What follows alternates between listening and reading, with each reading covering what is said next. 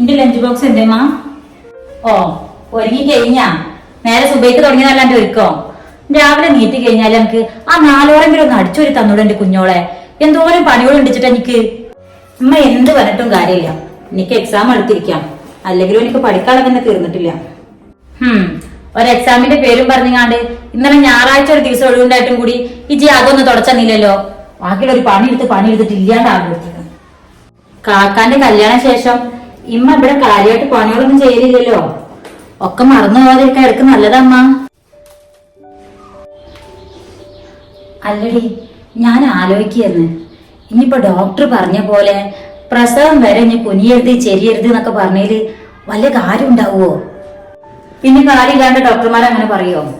പ്രത്യേകിച്ച് ഇരട്ടക്കുട്ടികളാവുമ്പോഴേ നല്ല റെസ്റ്റ് വേണ്ടി വരും. ഇതൊരുമാതിരി പണിയായി പോയി.